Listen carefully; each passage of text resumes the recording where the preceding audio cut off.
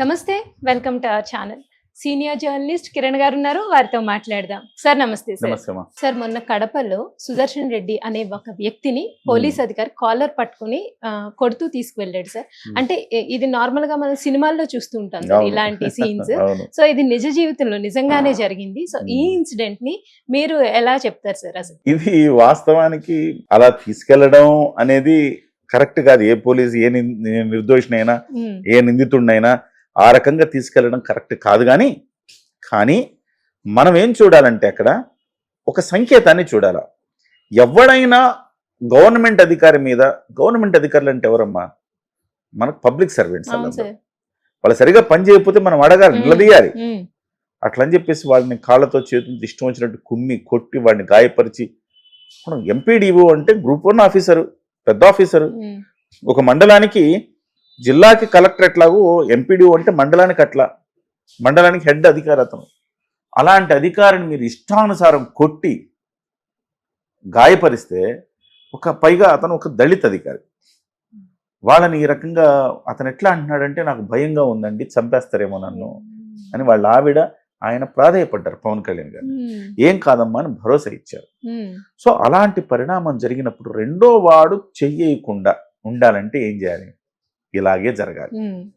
ప్రజలంతా హర్షించారు. ఆయన పేరు నాకు తెలిసి సిఐ గారు కొండారెడ్డి గారు, ఆయనకి హ్యాట్స్ ఆఫ్. ఎందుకంటే ఒక అంత ధైర్యంగా అధికారి రాయలసీమలో కడప జగన్మోహన్ రెడ్డి గారి అడ్డా, అలాంటి అడ్డాలో ఒక వైఎస్ఆర్సీపీ నాయకుడిని ఆ రకంగా తీసుకెళ్లాలంటే ఎంత గట్స్ ఉండాలి ఆఫీసర్కి. ఆయన అట్లాంటి గట్సీ ఆఫీసర్. ప్రతిబంధ సినిమాలో చిరంజీవి గారు అట్లానే రామిరెడ్డి గారిని ఇట్లా కొట్టుకుంటా తీసుకుపోతాడు. తెలుగులో అంకుశం ఆ సినిమా. రామిరెడ్డిని కొట్టుకుంటా తీసుకుపోతాడు. అదొకటికి బాకీ పడిపోయి ఉన్నాం. ద్వారంపూడి చంద్రశేఖర్ రెడ్డి గారికి బాకీ ఉంది ఈ ప్రభుత్వం. ద్వారంపూడి చంద్రశేఖర్ రెడ్డిని కూడా అట్లానే కొట్టుకుంటా తీసుకెళ్తా అన్నాడు పవన్ కళ్యాణ్ గారు. ఆ రోజు త్వరలో వస్తుంది. దానికి ఇది ఒక టీజర్ అనుకోవాలి, టీజరో ట్రైలరో అనుకోవాలి ఆ సినిమా చూడడానికి ముందు. ఇలాంటి అధికారులు ఉండాల్సిన అవసరం ఉంది. ఎందుకంటే మరి ఎట్లా వచ్చింది ఇంత అధికారులు? ఒక 3 నెలల క్రితం మనం చూసాం. 3 నెలల క్రితము అధికారులంతా కూడా సుప్త చేతనావస్థలో ఉండిపోయారు. అసలు ప్రభుత్వం మారిందిరా బాబు, ఇది కూటమి ప్రభుత్వం అని చెప్పుకోవాల్సిన పరిస్థితి. అధికారుల్లో చలనం లేదు, ఎవరిని అరెస్ట్ చేయలా. లోకేష్ బాబు గారేమో రెడ్ బుక్ అని రెడ్ బుక్లో రాస్తున్నా అన్నారు. రాసిన తర్వాత తీస్తే కదా దాన్ని ఆయన తీలా. ఆయన ఏదో రాష్ట్రాన్ని బాగుపరచాలి, ఉపాధి ఉద్యోగాలు కల్పించాలని పాపం దేశ విదేశాలు తిరుగుతున్నారు. ఆయన మంచి పనే చేస్తున్నారు, నేనేం ఆయన తప్పట్లా. ఆయన ఒక్క జూమ్ కాల్లోనే 1,00,000 కోట్ల పరిశ్రమ ఉన్న మనకి ఆర్సిలర్ మిట్టల్ని ఇక్కడ మన రాష్ట్రాన్ని తీసుకొస్తా ఉన్నారు ఒక జూమ్ మీటింగ్ లోనే. అలాగే ఆయన అనేక కంపెనీలు, గూగుల్ని తీసుకొచ్చాడు. ఆయన కార్యాచరణ ఆయన అద్భుతంగా చేస్తున్నారు. కానీ ప్రజలు ఆశించింది ఏంటి? ఎవడైతే అదన ప్రసంగి చేష్టలు చేశాడో, ఎవడైతే ఈ రకంగా రెచ్చిపోయారో వాళ్ళందరినీ శిక్షించాల్సిన అవసరం ఉంది కదా. మరి శిక్షించకపోతే మీకెందుకు మేము 164 సీట్లు ఇచ్చింది? మీరు రెడ్ బుక్లో రాసుకున్న తర్వాత రెడ్ బుక్లో రాసా ఈయన్ని శిక్షిస్తా అన్నారు, అందుకు నేను ఓటేసా, మీరు శిక్షించలేదే. ఇది ప్రజల నుంచి వస్తుంది. చంద్రబాబు నాయుడు గారు, ఆయన అడ్మినిస్ట్రేషన్, ఆయన సౌమ్యుడు, ఆయన విజన్ 2047లో ఆయన తలమొంగి, వీళ్ళిద్దరు అట్లా ఉంటే మరి ఎవడు ఈ బాధ్యత స్వీకరించాలి? పవన్ కళ్యాణ్ గారు అప్పుడు వచ్చారు. పవన్ కళ్యాణ్ గారు ఈ బాధ్యత తీసుకున్నారు. తన మన అనేది లేకుండా ఒక సున్నితమైన హెచ్చరికలతో ఆయన మొత్తం వ్యవస్థని కదిలించారని చెప్పాలి. ఎంతలా కదిలించారంటే, అవసరమైతే హోంశాఖను నేను తీసుకుంటా అన్నారు. అప్పుడు కదిలింది ఈ పోలీసు యంత్రాంగం. ఆ రోజు కదిలింది. ఆ రోజు కదిలి ఈ సోషల్ మీడియాలో అనాలోచితంగా ఆడపిల్లల పట్ల, స్త్రీల పట్ల అసభ్యంగా ప్రవర్తించిన వెధవలందరినీ మోకాళ్ళ మీద నిల్చోబెడతా ఉన్నారు. ఇదొక్కటి సరిపోదు, చాలా ఉన్నాయి. ఇంకా చాలా మందిని ఇంకా తీసుకురావాల్సిన అవసరం ఉంది. వాళ్ళందరినీ లోపల శ్రీకృష్ణ జన్మస్థానంలోకి పెట్టాల్సిన అవసరం ఉంది చాలా మంది. కాకపోతే పవన్ కళ్యాణ్ గారు మాట్లాడిన తర్వాత మాత్రమే 3 నెలలు స్తబ్దుగా ఉంది ప్రభుత్వం. 3 నెలల తర్వాత పవన్ కళ్యాణ్ గారు ఎప్పుడైతే మాట్లాడారో అప్పుడు వ్యవస్థలో ఒక కదలిక వచ్చింది.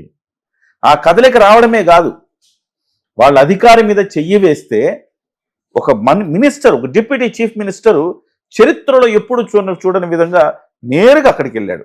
అక్కడికి వెళ్ళి పరామర్శించి నేనున్నాను ధైర్యం చెప్పాడు. తాట తీస్తా ఎవరికైనా ఈ రకంగా అధికారుల మించి, మా అధికారుల మీద చెయ్యేస్తే తాట తీస్తా అన్నాడు. ఇవాళ జగన్మోహన్ రెడ్డి గారు ఒక ముఖ్యమంత్రిగా పనిచేశారు ఈ రాష్ట్రానికి. ఆయన ఏం మాట్లాడతాడు ప్రెస్ మీట్ పెట్టి? సప్త సముద్రాల ఆవల ఉన్నా తీసుకొచ్చి మిమ్మల్ని శిక్షిస్తా అని చెప్తున్నాడు అధికారులని. మీరు ఒళ్ళు దగ్గర పెట్టుకోండి అంటున్నాడు. అలాంటి ఒక నాయకుడిని మనం చూస్తా ఉన్నాం. అతని మీద దెబ్బ పడితే నేరుగా వెళ్ళి నేనున్నానంటూ భరోసా ఇచ్చి, అధికారులు మీ పని మీరు చేసుకోండి, ఎవ్వడం మిమ్మల్ని తాకలేడని చెప్పి ధైర్యం ఇచ్చిన ఒక అధికారి, ఒక నాయకుడిని చూస్తున్నాం. ఎంత వ్యత్యాసం చూడండి వీళ్ళిద్దరి మధ్యలో. సో ఇవాళ ఒక కొండారెడ్డి గారు ఈ రకంగా వాడిని కొట్టుకుంటూ తీసుకెళ్లారు అంటే ఆ ధైర్యం ఎక్కడి నుంచి వచ్చింది? పవన్ కళ్యాణ్ గారు ఇచ్చిన ధైర్యం, పవన్ కళ్యాణ్ గారు ఇచ్చిన స్ఫూర్తి అదేనా మనం చెప్పాలి.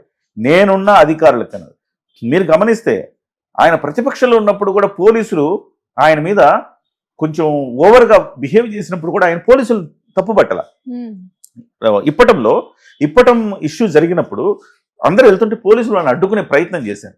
అడ్డుకునే ప్రయత్నం చేస్తే ఆయన ఇలా చేతులు కట్టుకొని, మనం పోలీసుల తప్పేమీ లేదు, వాళ్ళకు వచ్చిన ఆదేశాలు అలాంటివి, మనం వాళ్ళని నిందిస్తే ప్రయోజనం లేదు, వాళ్ళ పని వాళ్ళని చేసుకునివ్వండి, మన పని మనం చేసుకుందామని ఒక్క పోలీస్ అధికారిని నిందించలా. అనేక సభల్లో పోలీస్ సోదరులారా మీ కష్టం నాకు తెలుసు, మా నాన్న కూడా ఒక పోలీసే, దయచేసి మీరు మీ బాధ్యత మీరు నిర్వర్తించండి తప్ప ఇన్ఫ్లుయెన్స్ కాకండి పైనుంచి అని చెప్పాడు. ఇలా రిక్వెస్ట్ మ్యాన్లు చెప్పాడు. ఆయన్ని విశాఖపట్నం వెళుతూ ఉంటే ఒక డిఎస్పీ స్థాయి అధికారి ఆయన్ని ఇట్లా చేయి పెట్టి ఆయన కూర్చోబెట్టే ప్రయత్నం చేశారు. అలాంటప్పుడు కూడా ఆయన సంయమనం కోల్పోలా, పోలీసులను ఒక మాట నిందించలా. అంతటి ఒక సహనాన్ని ప్రదర్శించిన ఒక నాయకుడు మనం బహుశా పవన్ కళ్యాణ్లోనే చూసాం. అంతటి సహనాన్ని ప్రదర్శిస్తూనే వాళ్ళకి వాళ్ళ అధికారులకు వచ్చాక భరోసాను కూడా ఇస్తున్నారు. ఆ నాయకుడి స్ఫూర్తి, ఆయన నింపిన ధైర్యంతో ఇవాళ కొండారెడ్డి గారు అంత ఒక మంచి కార్యక్రమం చేశాడు. ఆయన అట్లా ఆ రకంగా తీసుకెళ్ళటం ద్వారా ఇంకొకడు ఎవడైనా చేయి వేయగలుగుతాడండి గవర్నమెంట్ అధికారులు? వేయలేడు కదా. వాడు చేసిన పని అలాంటి పని. సుదర్శన్ రెడ్డి అని వాడు చేసిన పని. వాళ్ళ అమ్మగారు ఎంపీపీ అయితే వాళ్ళ అమ్మగారి కార్యాలయంలోకి వెళ్ళి 20 మందిని తీసుకెళ్లి మందు పార్టీ చేసుకోవాలనుకున్నాడు. అది కాదు, ఇది కుదరదు, తప్పు అని చెప్పినందుకు ఎంపీడీఓని చితకబాదారు. మరి ఇలాగా ఈ ప్రభుత్వంలోనే, వాళ్ళది కాని ప్రభుత్వంలోని ఇలాంటి అరాచకానికి పాల్పడితే వాళ్ళ ప్రభుత్వంలో ఎన్ని అరాచకాలు చేసి ఉంటారో ఆలోచించండి. సో ఇవాళ అధికారుల్లో ఒక స్ఫూర్తి నింపాడు, ఒక ధైర్యాన్ని నింపాడు, వాళ్ళందరినీ కార్యోన్ముఖుల్ని చేశాడంటే అది కేవలం పవన్ కళ్యాణ్ వల్లనే. ఇవాళ తెలుగుదేశం పార్టీ వాళ్ళు, బీజేపీ వాళ్ళు, జనసేన వాళ్ళు ఎలాగో ఆయన్ని ప్రశంసిస్తారు, అది పక్కన పెట్టడం. తెలుగుదేశం వాళ్ళు ఇది కదా మేము కోరుకున్నది అంటున్నారు. చంద్రబాబు నాయుడు గారు, లోకేష్ గారు వాళ్ళ పనిలో ఉన్నా ఎవరో ఒకళ్ళు ఈ పని చేయాలి కదా, ఇది కదా పవన్ కళ్యాణ్ గారు అంటే అని ఆయనకి పొలిటికల్ ఫ్యాన్స్ అయిపోతున్నారు అంతా. సో వాళ్ళందరూ కూడా సినిమా పరంగా వేరే నాగార్జునకో, వెంకటేష్కో, బాలకృష్ణకు ఫ్యాన్స్ అయి ఉండొచ్చు, లేకపోతే ప్రభాస్కో అయి ఉండొచ్చు. కానీ పొలిటికల్ గా మాత్రం పవన్ కళ్యాణ్ గారి ఫ్యాన్ బేస్ పెరిగిపోయింది.